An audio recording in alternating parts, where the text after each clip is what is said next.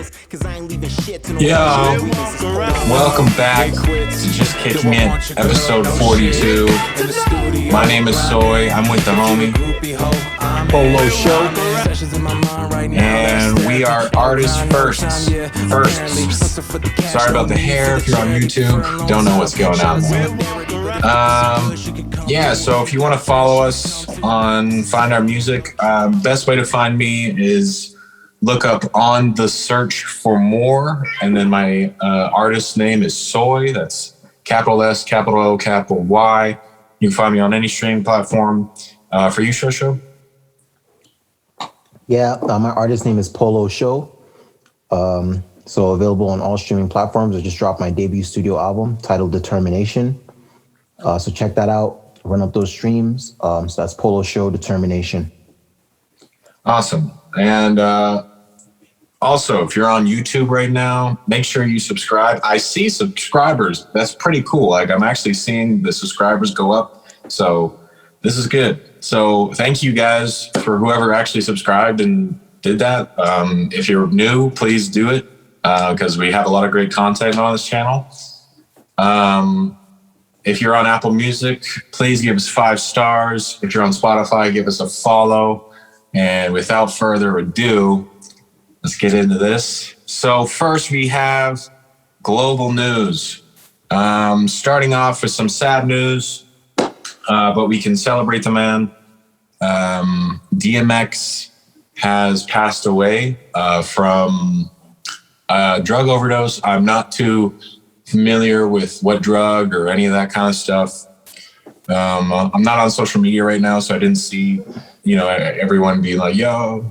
So yeah, it's really, really sad. He was only 50 years old, 50 years young. He had a full life ahead of him still. He had there's like a second part of your life, So it's just really a shame. How do you feel, Polo?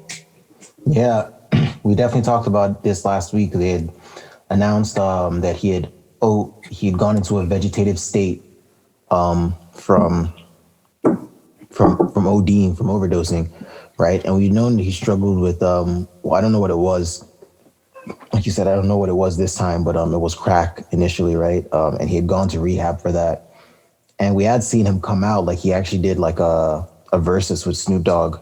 Yeah, he looked big, he looked fat. It was awesome. Yeah, but he killed that versus, it was performed the whole time, he was healthy, so I think even after that he checked himself in, right? So yeah, I feel like he just had demons that he was like fighting, right? And addiction is a real disease, right? And yeah, it's unfortunate that he had to go so young, but he definitely will be remembered. Like I'm seeing like all the platforms are definitely showing him love. Everyone in hip hop is showing him love. And yeah, he has a legacy, he has a catalog. It's incredible.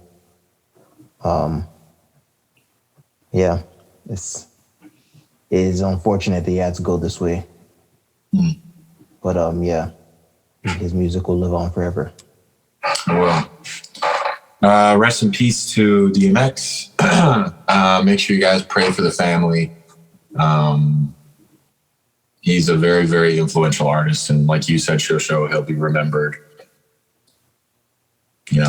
for a very, very long time. Very impactful man. All right.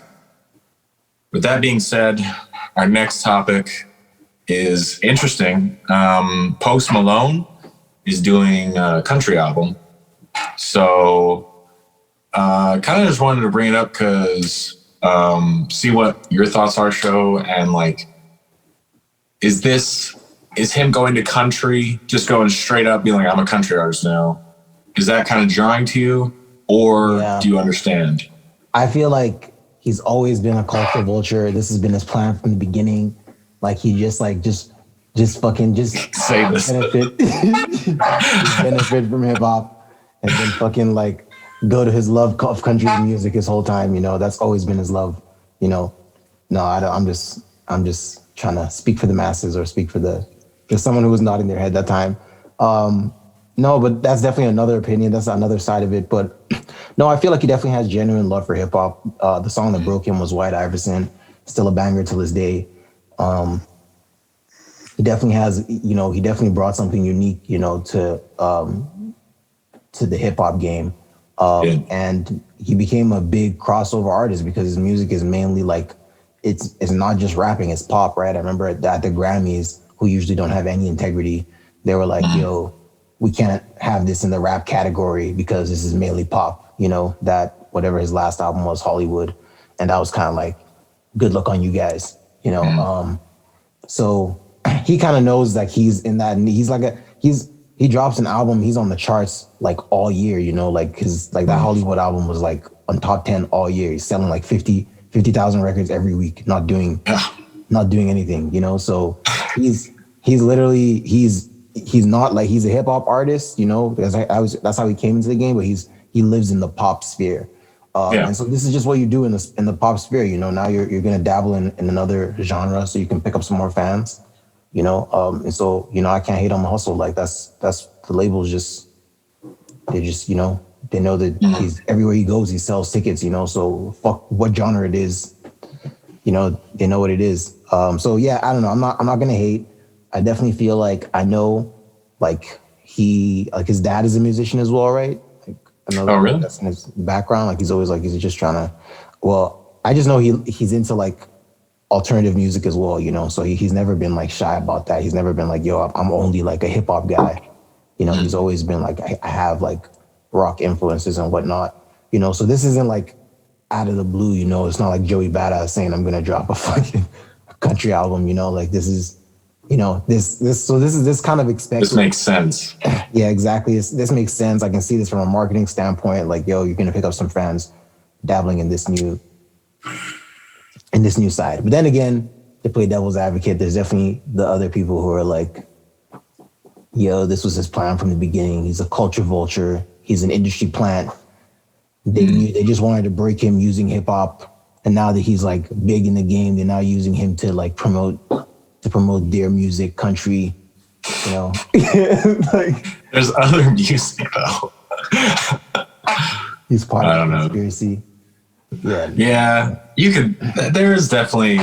It really is just about perspective. I think. Like you could think that you might be right. Someone could think that and they might be correct. But I think I see it the same way as you. Where it is. If I felt like it was natural and.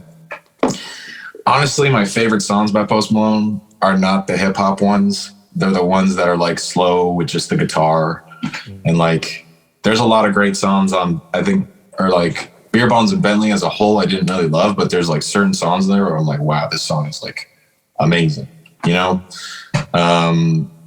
So that's kind of what I look to him for. So if he does like a full country album, that'll probably be a good album. It'll be fire, man. Get that Taylor Swift feature on there. Get all those big like country features on there. That's what it is. Yeah. That look, and then that genre, and then you don't have to even touch that genre ever again. Whenever you're in your city, even playing hip hop songs, they're gonna come to your show. Right. Honestly, it takes a lot of talent to be able to just go from genre to genre, and like, Drake does that too, where he literally just goes genre to genre and makes it work, and that's really hard to do. It's like reinventing yourself. But this actually seems more authentic. And I'm actually excited for it, to be real. But yeah, I can see the other way as well.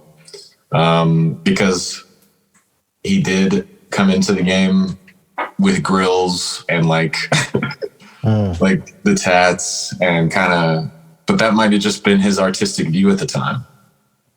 I don't know. Yeah. So there's definitely two sides to this that you can choose to look at, but they're doing it. They're gonna make a bag for sure. There's definitely, this is not, what I mean. And then in the industry, in the label game, you definitely see like they don't know. The label doesn't know like this artist usually does this genre.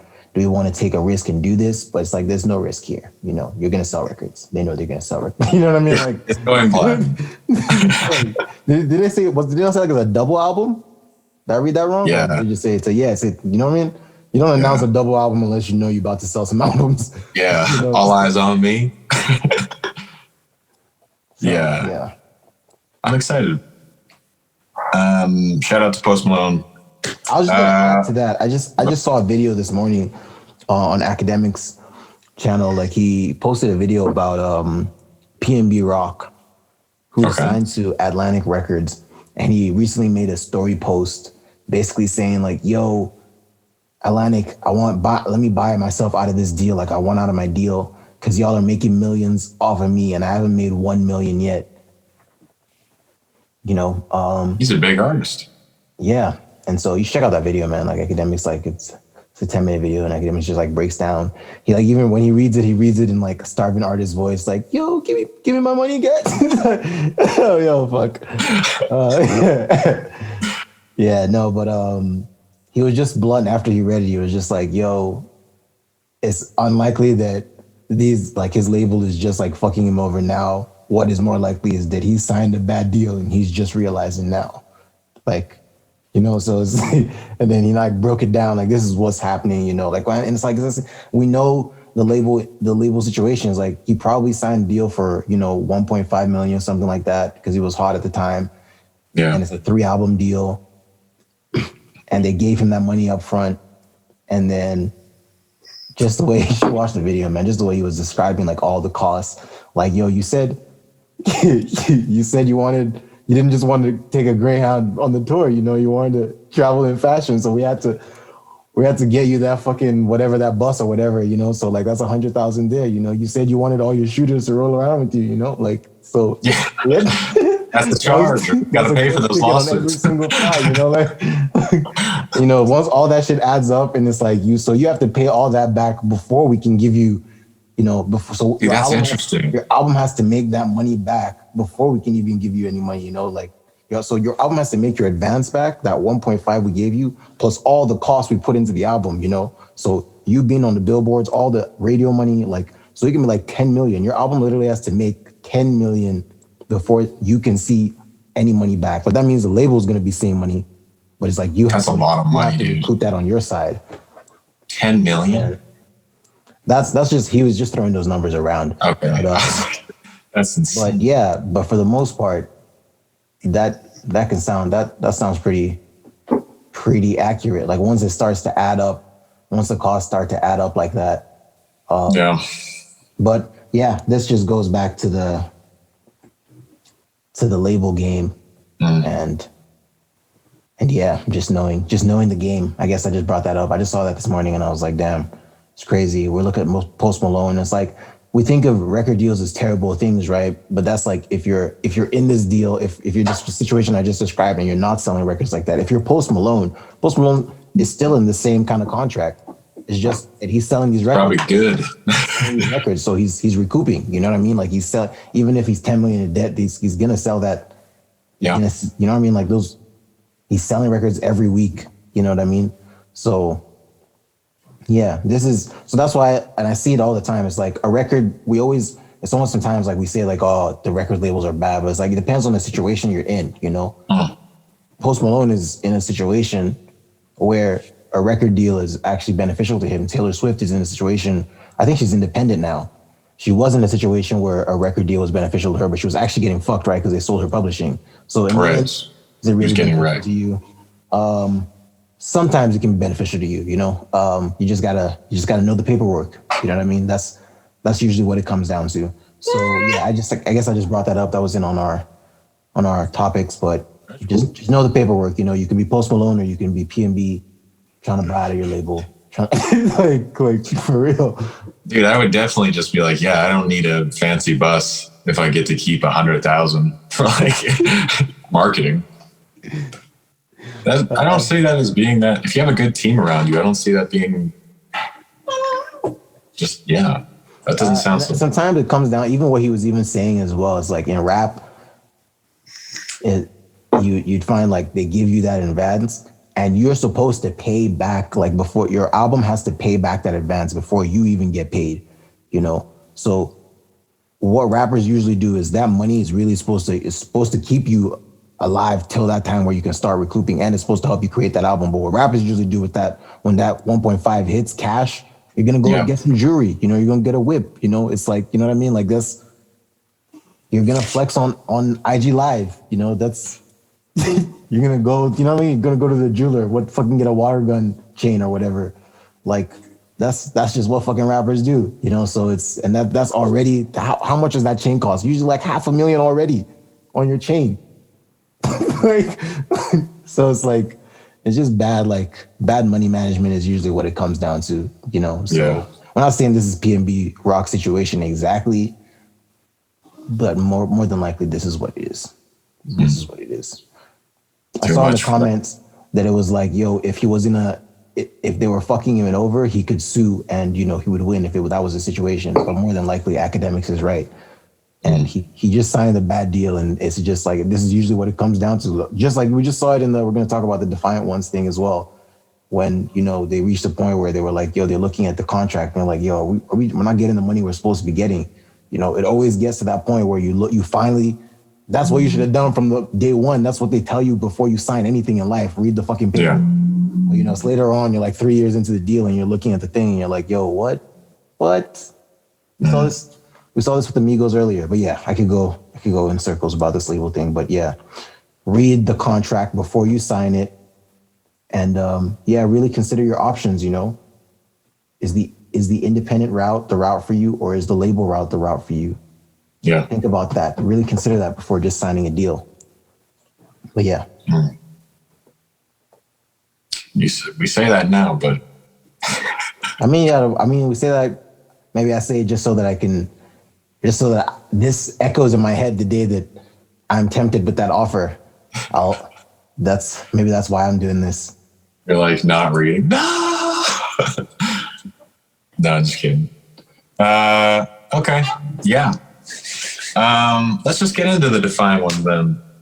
Now that we've already brought it up. So the Defiant Ones is a documentary. It's a 4-part documentary on HBO. It's on Netflix now. And I've seen the last 2 episodes, but I never saw the first 2. So Shosho texted me. He's like, yo, we should talk about this. And so I just watched it. And it's based upon kind of the upbringing of Jimmy Iovine and Dr. Dre, and how their paths were differing. And then they kind of met in the middle, and then they were unstoppable. Because they balanced each other, which was really cool. And it just tells that story. So Sho, you said you have some thoughts on this, some stuff you wanted to bring up about the Defiant Ones? Yeah, I just feel like I didn't know about Jimmy Iovine's like story prior to watching that. You know, I've always known his name, I've known his association with Interscope. But just watching it it was kind of really inspiring, you know. He started off as an audio engineer, and that wasn't really what he was trying to do, but he was just like, he just knew he wanted to be in the studio. And so he learned the craft. And he just started working on records. He actually started working with like John Lennon and Bruce Springsteen. And, you know, once these guys, you know, started giving him that okay, like, yo, you're that guy, you know, he got confident and he started like going on and like producing his own records, you know, finding the talent, getting the songs, you know, and getting the records together, you know. And so he became like known as, you know, the hit maker. So he became you know, from audio engineer to record producer. And then, you know, with just finding sometimes that he would have issues with just getting the records that he believed in to be, you know, taken by the corporate. He just found that, he needed to get into the like corporate position so that he would have that say. And, you know, so he transitioned from record producer to like executive to starting his own label where his vision was he'll have the best music on his label because he'll just have like, he's signing producers mainly who are, you know, it's their job to be executive producers of the artists that they're signing, you know, so the Dr. Dre's, the 9 Inch Nails, not that I'm familiar with, but then they had like another band that was signed to them type thing, right? And yeah, that was just the vision. But I don't know, I was just very inspired by it, you know. It was just very like, it's just like this is just where you can take them. You know, I don't know this guy at all, you know, but this is a dude that's behind the scenes, like eating off all these records. You know, like you're like, damn, that's so that's just like, you know, sometimes it's almost like when if you're just looking at the rap game, you know, you're actually pretty small minded when if you're just looking at like when you actually look at the music business, the music industry as a whole, like there's all these players in it, you know, that are actually like,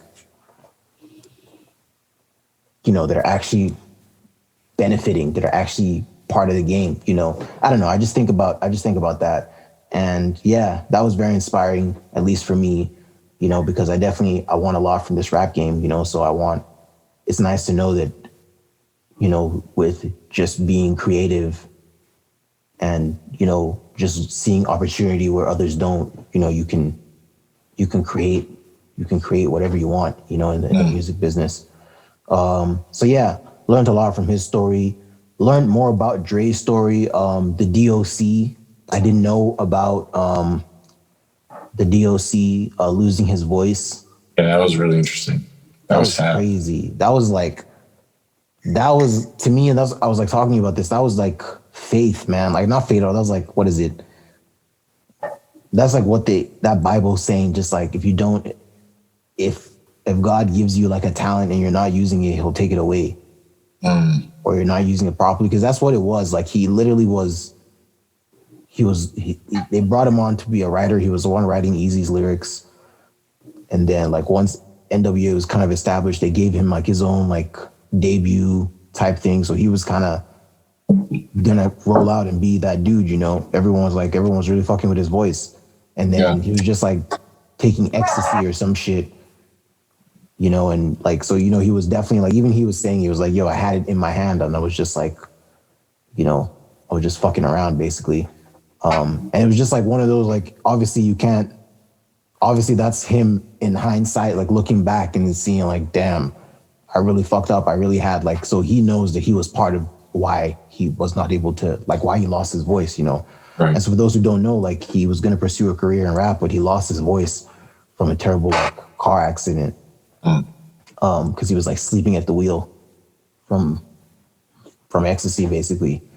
But yeah, I think that's just that's just a lesson in not just the music business, but in life, you know what I mean? Like, that's just like, you know what I mean? You have an obligation, if you have a talent, you have an obligation to really like, you have a responsibility to take care of it, you know, to really be on top of it. You know, he really had that, it was laid out for him, you know what I mean? It was like, all right, every NWA is established, everything, you know, Dre is an established producer. Let's do your album. You know what I mean? Like it was ready to go, you know, and I think he had the single out and whatnot. And it was like the album just could not manifest because during the process, he lost his voice. Like that's crazy. That's like, yeah, that is fucking crazy. But that is a life lesson, you know, that's like, we all got to be careful, you know, in this.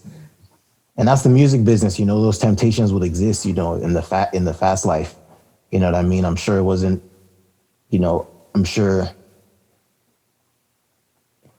prior to being in that position that he was in, like before they were coming up, he wasn't in a position where he could just be partying with some chick, you know, on a weeknight doing ecstasy and then fucking driving, you know, whatever car. He was probably driving a really nice car, you know. So he was just taking advantage of the luxuries he had, you know what I mean? It was like, so it's really not like, I'm trying to like word it a very simple way. But yeah, I feel like the best way is that, you know, if you have a talent and you have, you know, something, you know, you're supposed to be doing, like pursue it, you know what I mean? Like definitely don't take life for granted. Yeah, definitely. What about you, man? Like any like lessons that you got from this documentary? Well, one thing I was like, there was one point where they were like, and then it was like NWA is like, we made this one song and it was a hit, and then we had to follow it up. I was like, whoa, like I felt like you skipped like a bunch of the hard work. just saying that. But yeah, it kind of just talks about like the successes and, well, not just that, but you know, there's always going to be pain in your life. And that was something I found interesting. It's just like, you look at Dr. Dre and you're like, damn, like that's such a goal to be. And now you kind of look at his life right now and his life is kind of a mess, you know? I don't know, man. Like, does he not? I think the girl is getting none, right? Like, that's. I just saw a headline that said Dr. Dre's alleged mistresses are going to speak at court. Right. So it's not over, man. And that money. She wants that money, man. Like Dre's worth like $500 million, right? Last time. That's a lot of money. Messed up. It's a lot of money. That's so messed up. That's 250. That's not hers, bro. $250 million. You're gonna have to part with it. Yo, I will pay $5 million to each of the mistresses to not lose $150 million. So she doesn't get a dime. Where my head is at, like. No, that's not what it took away. I'm sorry I took it there. I just thought that was interesting when I thought back. But no, you're right. His life is still pretty kick-ass, though. You know. Oh, absolutely, man. He's Dr. Dre. Like, he doesn't have to show up to court. He's got like the best lawyers in the fucking. He could walk into Still Dre, and everyone would be fine with it.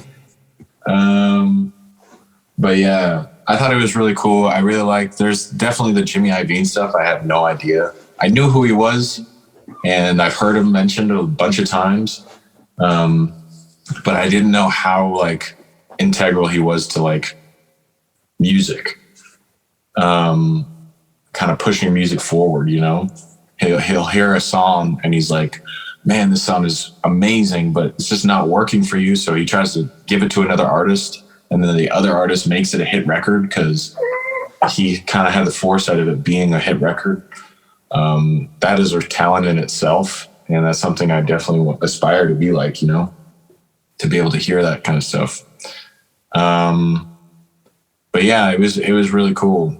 The branding of the Dre beats was really funny, where he just would not like let up, and like every artist that was on Interscope had to have Dre beats. Every artist he ever talked to wore Dre beats at the end of when they talked.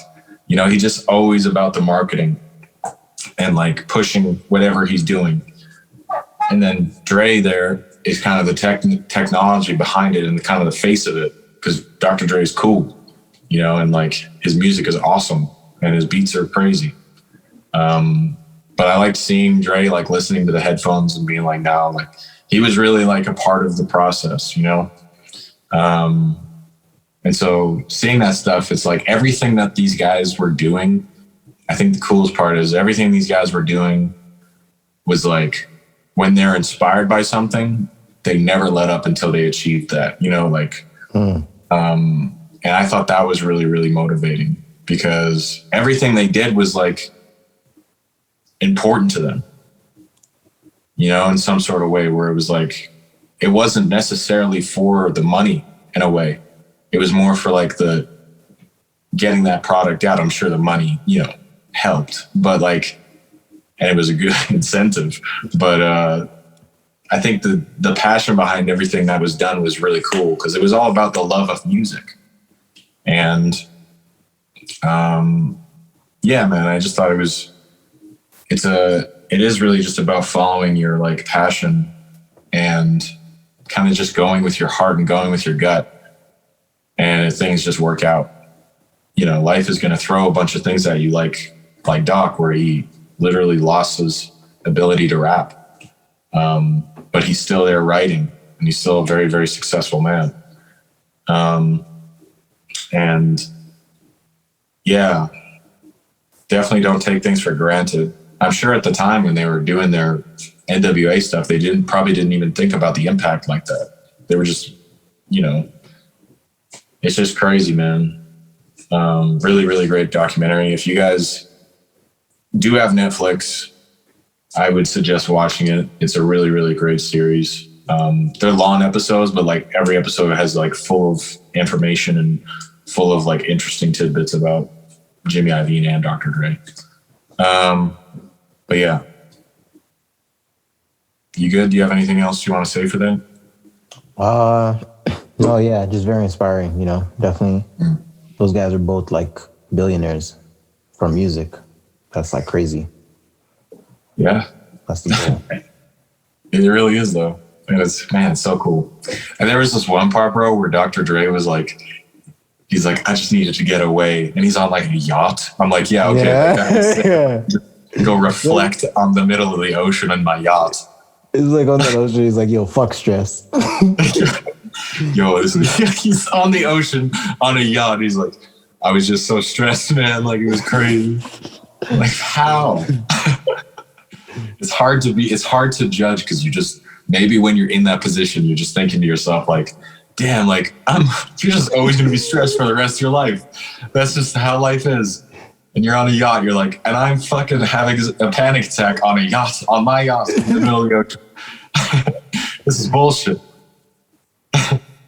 But yeah, shout out to obviously Interscope, Aftermath. Some of the most influential music of my life comes from Dr. Dre. So no matter what, he's always going to be held to a very, very high standard for me. And now same with Jimmy Iovine. Very cool. All right. We got a funny topic here. If y'all know the King, Future, his girlfriend compared him to Martin Luther King. And I just thought this would be funny to bring up because when you hear that, you're kind of just like, what? Like, what's the comparison? You know? What did they do that it's the same? But yeah, I thought it would be funny to talk about just really quickly.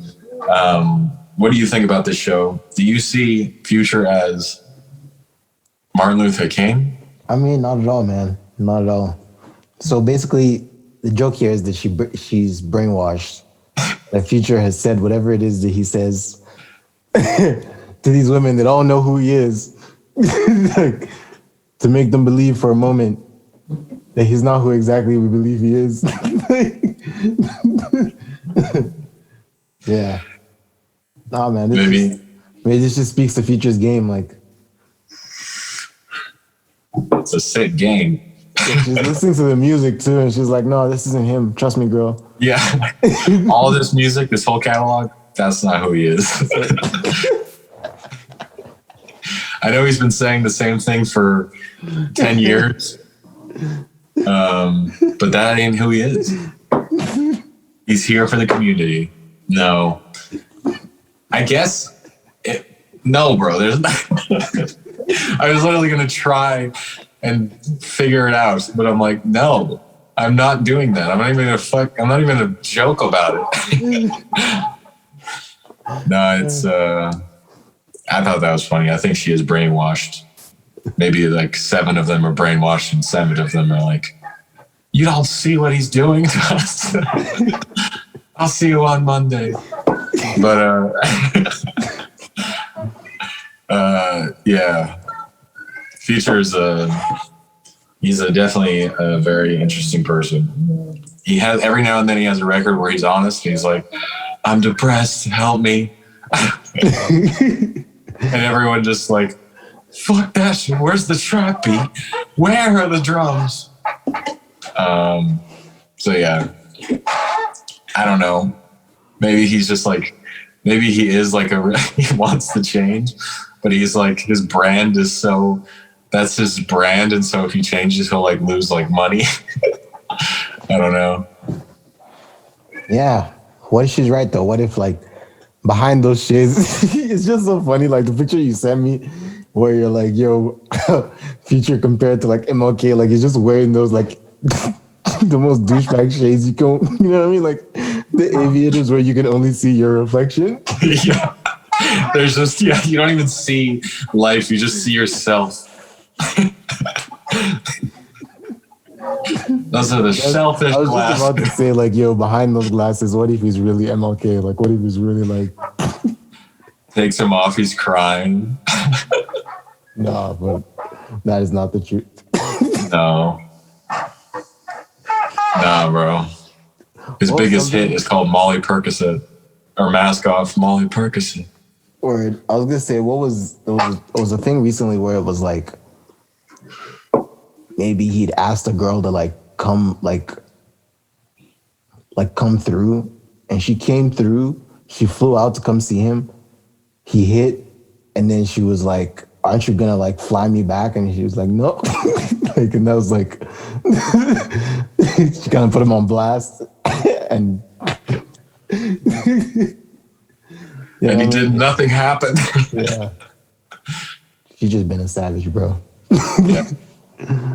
Fly you back. There's a bus pass on my dresser.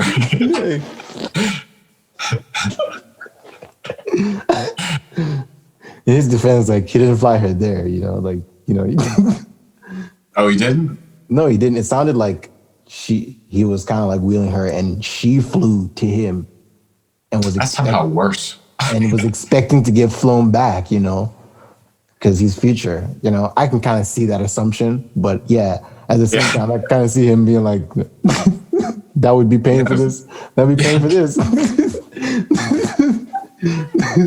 Hey man, that's the life she signed up for, bro. You gotta expect those things. But yeah, I'm not gonna shout out Future. I'm just gonna say, "What's up, man?"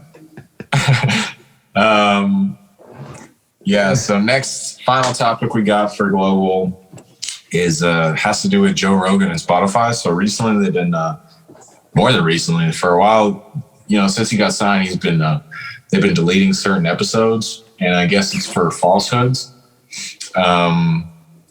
which, on the surface level doesn't sound so bad. You're like, oh, they're deleting shit because, they're not giving the right information.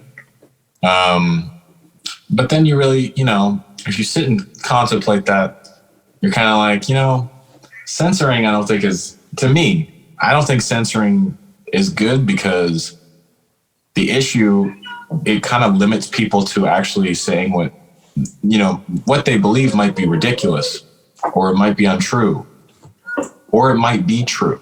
And the people that are deeming these things to be whatever, where they think they have to delete the whole episode, it's like, what if they're in a bubble of they have their opinions, and then it's like, if your opinions don't line up, then you got to get rid of it. And so Joe Rogan's in a situation where he's he got $100 million deal, dude. So it's like, what are you gonna say? What can you say? You can't really be like, hey, I'm gonna leave, but I can't keep the 100 million. Never mind. That's really what it is, man. I was reading in the article. It was yeah, Rogan says he's unfazed. Nah, I feel like if you're podcasting is still art, you know what I mean? That's what he does, so it's still kind of this is now your new home. You expected all your stuff to come here, and they're deleting stuff. You know what I mean? It was cool. They said they're going to delete some stuff, but it's an ongoing thing, this new episode you're currently working on, if they don't fuck with it, could be deleted. You know what I mean? You're yeah, it's fine. But nah, it's not fine, bro. It's not fine at all. You just don't want to give back that 100 mil. Yeah. That's what it is. You probably, if you spend half of it now, you're you're locked into that contract. Yeah.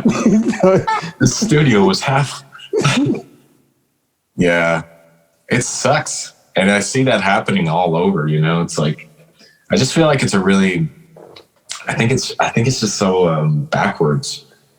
I think the greatness that is Joe Rogan's podcast, the reason he's at where he's at is because he talked to people that were divisive and maybe had an opinion that wasn't of the norm. And sometimes people listen to those opinions and they're like, damn, that's actually interesting. Let me do some more research. And they might actually find some agreements in some of the things people are saying. Yeah. I don't know. Yeah, I think that's kind of, that's weird. That's just super weird, because it's this podcast existed and was thriving prior to Spotify on a platform that was not censoring it. You know what I mean? It was just doing its thing, and all the fans kept coming, was growing. No one was complaining. And now it's on your platform and you're literally yeah, fuck the fan base.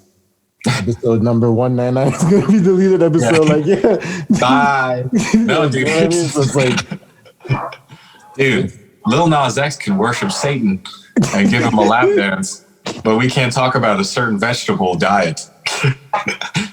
It doesn't make that's what any it was sense. from what we're reading. It was like this kind of, it's a diet that's like high in fat, which reading is kind of like, it said it was unscientific. And I can understand, like, if you're recommending people just eat a bunch of fat, not a lot of carbs. Well, people need to fucking figure shit out, man. They just need to like be like, you need to read the context of the conversation and be like, you know, sometimes I've seen a couple like Joe Rogan like clips where I'm like, the person he's talking to is clearly not, I won't say a wacko, but it's clearly like he's clearly down for this shit that they're saying. You don't have to be about it. You know, just take it with a grain of salt. dude, I listen. Dude, are you laughing because people are stupid?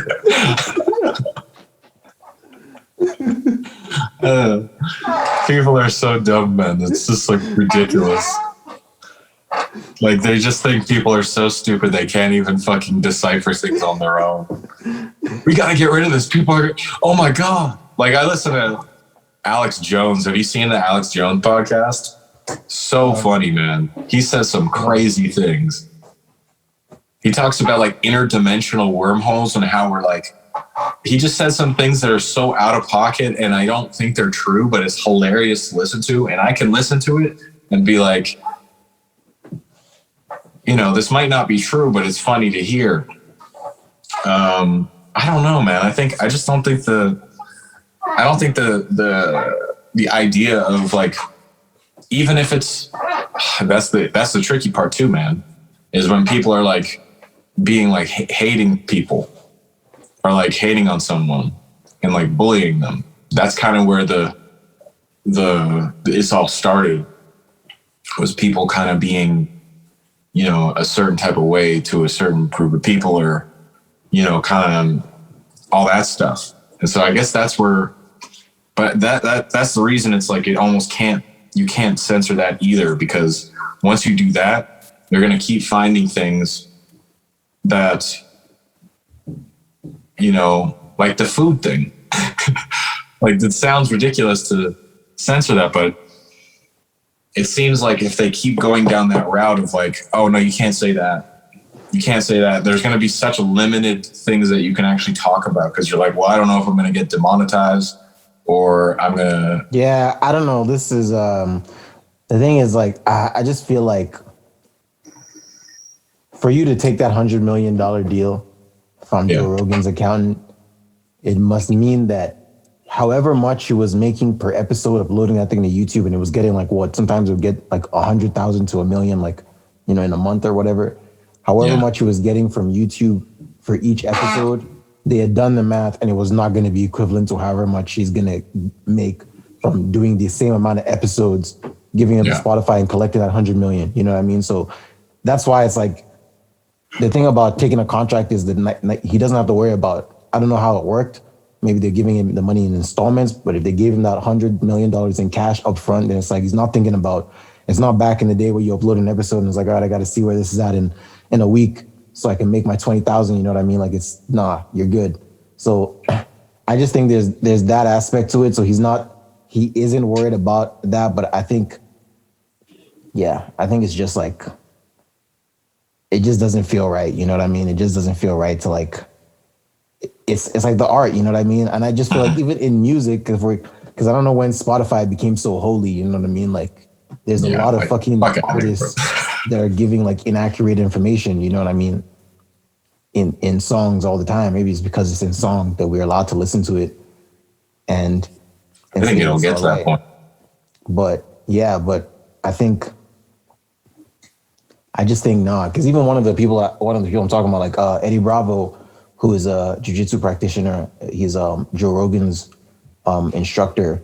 He's a frequent guest on the show, and he's someone who believes, and publicly has said it out, that the earth is flat. He believes that the earth is flat. And he's you can find it on fucking YouTube. There's clips of him on the fucking Joe Rogan podcast talking about the earth being flat, you know, like really saying that shit with conviction. and he's fucking gifted at his fucking craft. You know what I mean? Right. Outside of this shit, so it's kind of like, you know, this is a completely competent person coming on with this, you know, with just this completely like left weird like.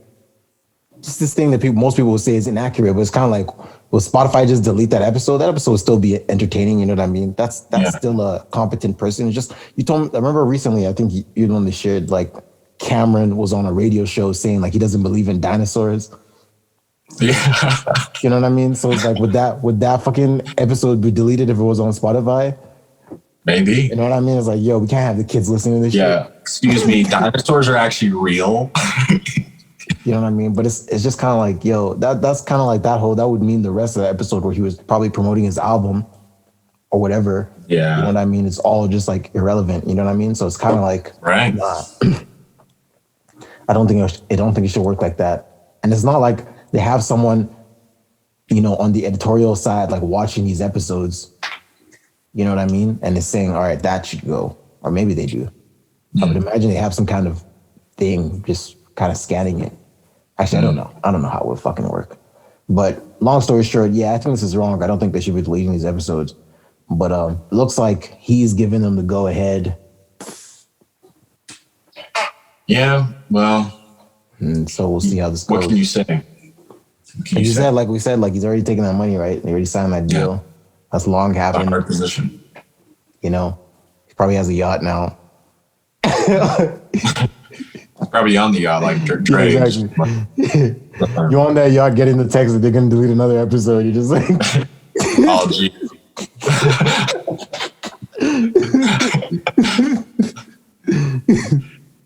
No worries. But, yeah, dude. It was, it kind of goes to a conversation about integrity. And, you know, there's few people on this planet that probably wouldn't take that 100 mil. And it's hard to say that I wouldn't or would. Right now, I don't think I would, but if I had to be censored, but at the same time, that's life-changing money. But yeah. So that's all for global topics. So we're on to national now. Word. So on to our national. So here in Alberta, we're about to go back into phase 1.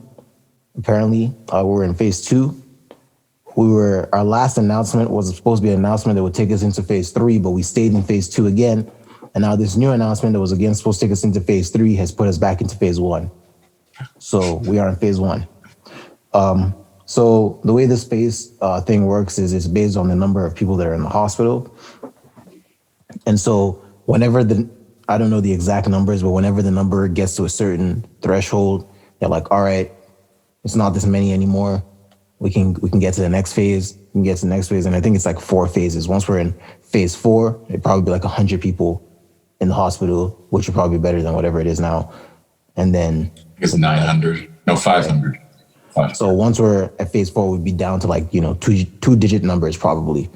Yeah. And then, you know, we're out of phases when there's no more numbers probably. So there is a plan. It makes sense. And the reason why we're back in phase 1 clearly is because the numbers at the hospital are going up. So yeah, we're back here. You know, obviously we all have plans. We're all trying to get shit done.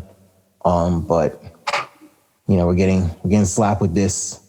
We're getting slapped with this again. How do you feel about this, Soy? Not great. I got the news. So I'm not on social media, so I wasn't aware. I just got a text from someone basically because I was being like, I'm going to go to the gym, blah, blah, blah. And the person was like, oh, I think they're going to be closing gyms and restaurants again. I'm like, there's no way. And so in my head, I'm like, that doesn't make sense. And then I went to book an appointment and it said temporarily closed on every single gym. And I was like, oh my God, no. Looked it up. I'm like, no.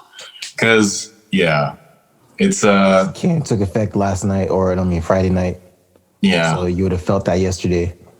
Yeah. All those gyms that have just put that message up yesterday morning. Yeah. It's like, here's the thing. It's like they gave gyms and restaurants like 5 minutes to close. Like, I swear. I mean, they announced it on Monday, but yeah, you're right. That's still not enough time. Yeah, all that food you got, not good anymore. For business. I mean, that's the other side of, obviously. I know that's the other side of it is like, small businesses, we're about to start a business here with the studio. But small businesses are the ones that are suffering, the most. It's kind of like they keep getting this like, yo, you can open up your door. They probably had their restaurant open now for like 8 weeks. Customers are finally feeling comfortable coming back. And now it's like, yeah, it's getting worse. And it's like the whole idea of you even telling the customers, saying that they have to stay home is almost like customers just don't feel like, oh, damn, I feel bad now that I've been going to the restaurant. I'm part of the reason that I'm, you know what I mean? Like now I just can't even go to the restaurant again. When they open up again, fuck that guy's business. You know what I mean? That's really, right. So small businesses are just suffering, just because of this like open and close thing. So that's the other side of it. And I don't know what the government's plan is to help out the economy that way. But who knows, man? I'm sure it's not a very big country, bro. Let's be honest. There's not that many people here. And I'm sure they have excess funds where they can, if they're going to keep like implementing these things, they should do that. If you come back and you say you go to the States and you come back and you have to quarantine for 2 weeks in a hotel, you have to pay for that hotel. So stuff like that is where I think about this and I'm just like, at this point, I am tired of it. I'm tired of like everything happening. And like, I'm still having to go to work. If it's so bad, if it's so horrible, everyone still has to go do their 9 to 5 and they can't go to the gym and get some sort of relief and stress from all this. And I'm going to be honest, the gym is very clean. People are always, everyone is like, it's an etiquette where you just wipe down your machine, anything you use. And so it is kind of getting to me a bit. And I have a funny story that my buddy works at a restaurant, and this guy, this very, very unknown chef or whatever is eating there. And he talks to one of the waitresses and he's like, have you cross-referenced all these people to make sure they're living together? Like that they're eating together? And then I think she was like, well, not really. Like, people are going to be hanging. Let's pretend that people aren't seeing other people all the time and we're not seeing our friends all the time. That's kind of where this guy was coming from, where it's like you have to cross-reference all the people that are coming in. And he's like, if you don't get back to me by this date, I'm gonna shut this place down. And so that stuff is like really kind of gross to me, where people are kind of, enforcing these things. I mean, I feel like what I heard, I listened to this, it's a 770, I think it's an AM radio, but it's a local radio, and they usually just talk about like policies and whatnot going on here in Alberta. And basically,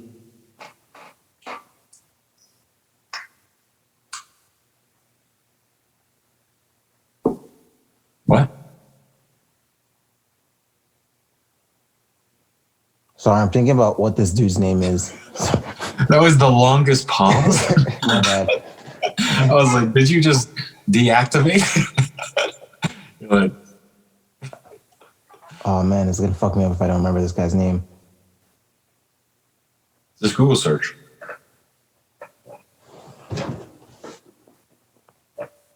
Okay, sorry, let's keep the conversation going. My bad. I'm just like that. No, it's all good. But yeah, I'm in a place where I'm not entirely, it does bring a lot of sadness, and just to see other places that are like open, like they're open in China, bro. And there's like 1 billion people there. Again, the government probably doesn't really care about its citizens too much, but because there's probably so many, they're like, you're expendable. But just to see other places opening up and we're back to phase one, it's kind of just like, if you're gonna do that, if you really want to like make sure this thing goes away, like I feel like you kind of gotta go all in. You can't really go halfway. You know what I mean? And so that's kind of where I'm at with it, where I'm like, well, it doesn't seem so legit if it's kind of like. Sorry, and I was gonna add that. Yeah. Right. It's people are not sticking with the protocols. By the way, the name of the news station is Global News. Okay. It's Global News on the news. Yeah. Word. Fuck. But yeah, people are just not sticking to the protocols, is what they were saying. That if phase 2 was being executed as phase 2 should be executed, if everyone was abiding by the phase 2 restrictions, we should be good at this time to move into phase 3. But it's like, we know we're in phase 2, we know what the restrictions are, but everyone's kind of like, yo, it's cool, right? Like, you know, so I feel like there's that too. And like what you're saying is kind of like, yo, if we're gonna have these restrictions at all, like they should just be like, it should be serious, you know what I mean? It should just be fucking lock it down. It's, you know what I mean? But it's like, I feel like that would kill what's left of the economy, you know what I mean? Like if it was to go to that point. But I see what you're saying. There's the two sides to this. There's definitely two sides to this. Yeah. I don't know, man. It's not so much the it's just, yeah, it really is just the fact that to me, closing the gym and restaurants, in my opinion, doesn't really do what they're trying to do, you know, to me, because I just don't see the correlation or the difference between going on a train. Where the other day, bro, I was just a guy smoking crack, and like, you know, like, and like, there's so many people around you, like, there's no distance. People are like crammed into a train. You know what I mean? And we're all touching the poles, we're all touching the buttons, and it's like, what can you do though? You have to take the transit. And so, yeah, that's kind of, it just doesn't make sense to me. But yeah, man, these are confusing times. I think they tried to lock it down a couple times, man, but it's like, I don't know. If I was Kenny, it would have been it would be one of these fucking lockdowns where it's like, you can't do anything but go to the grocery store and buy essential shit. And by essential, it's like, you know, we'll literally calculate what your family is, like how much everyone weighs. Like, you can't buy more food than that. Like, so, dude, I'm not trying to do that, bro. That's exactly that is some like Great Depression shit. You can only have soup and only get one bowl.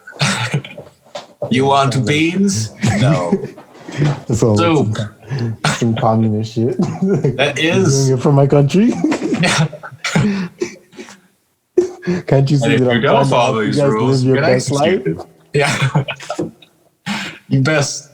Nah, but I'm just saying it'd be a lot more stricter for sure. We'd have locked it down harder, and it would be gone. You know what I mean? When it first happened. Exactly, because that's when we see, they say in New Zealand, they're showing pictures of concerts there and whatnot, like they're having like full-on concerts because they've wiped the last case out. That being said, it is an island, it is isolated, you know, so when they locked down, they had that experience where it locked down for real. But I saw like literally they had laws, I kid you not, that were in the written law saying that if your ball was to bounce over the fence to your neighbor's side, you can't go and get it.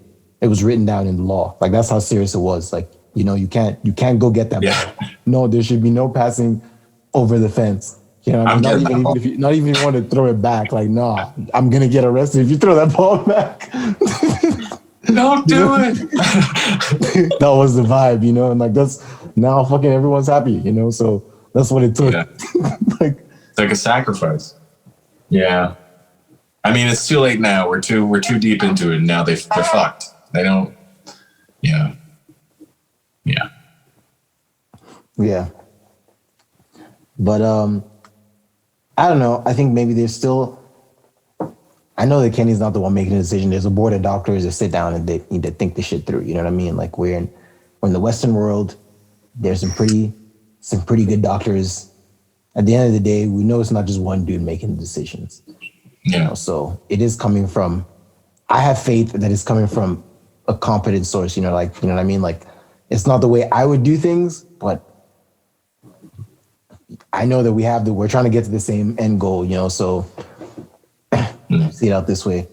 But yeah, I know a lot of people are pissed, and rightfully so. Yeah. But yeah, that concludes our national news. Cool. On to local. So, Polo, show. You have dropped your debut, Determination.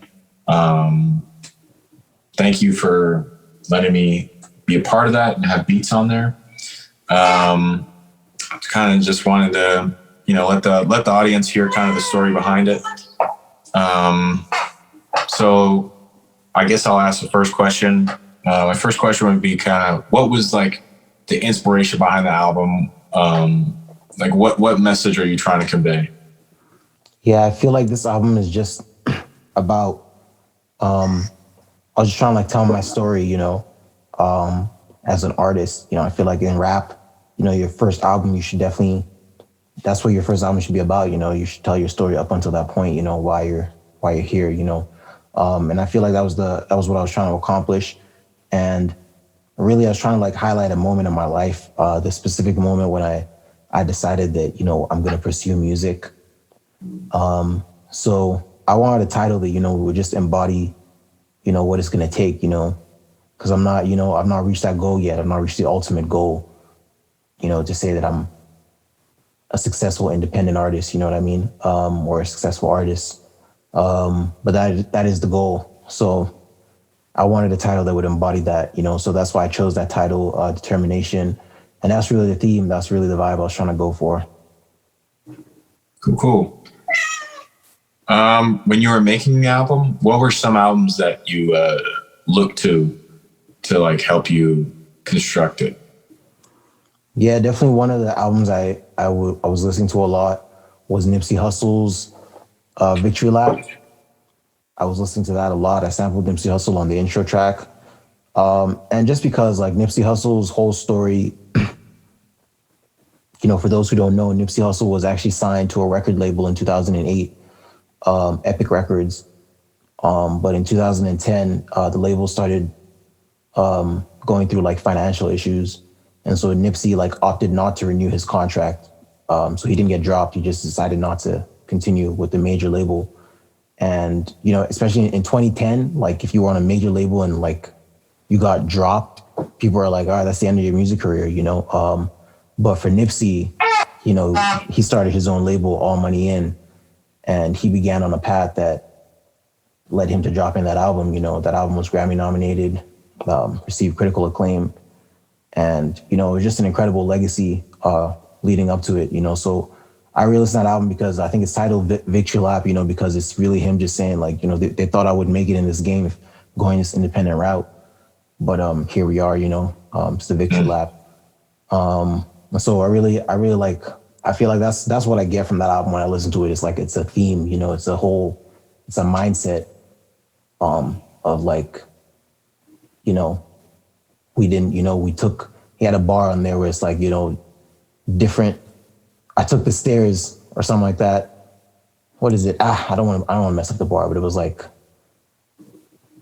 something like we were both trying to climb to the top, except I took the stairs, like if you took the major label route, you took the elevator, you took the escalator, whatever it is. But, I took this independent route to get to my goals, so yeah, you know what I mean?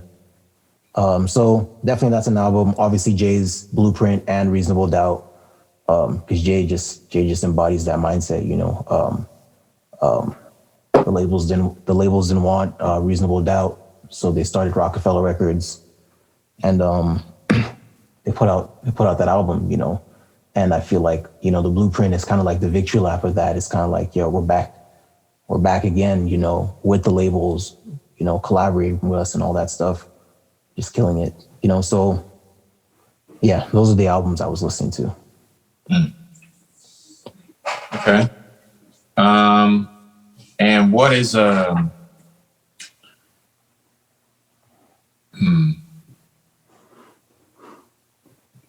what would you say your standout tracks from your project are for you? If people had to go listen to a few. Yeah, I really like I Wasn't Real. That's like one of the tracks I'm going back to listen to. I really like Motivation. I really like No Forgiveness.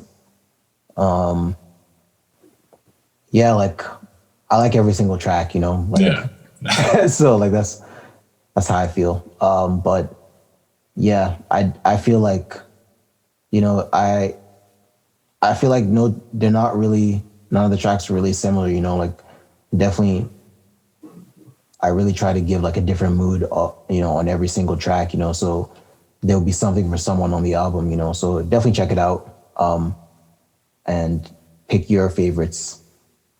Word. Okay. And last question.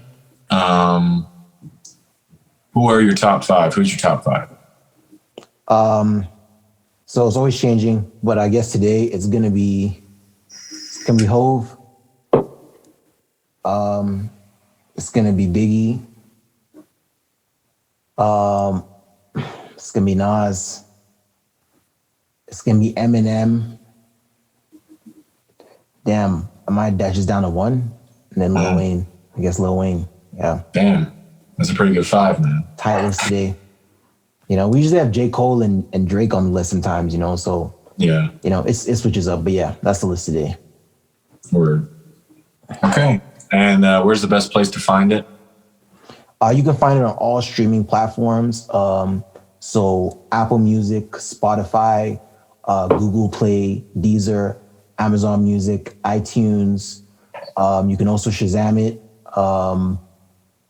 It's also available on TikTok Music, Snapchat's new beta, Music Library, and Instagram Music.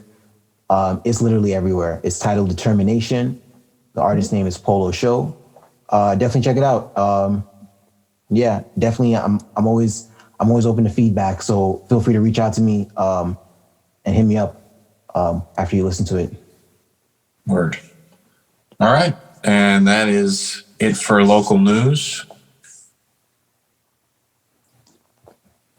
Dope. So yeah, onto our artist motivation here.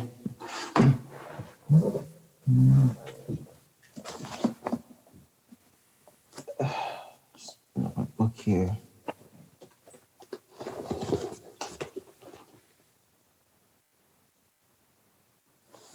All right, so I'm gonna read out of my book of idioms here, Chinese idioms. This one is, you can find truth where you are right now if you look for it.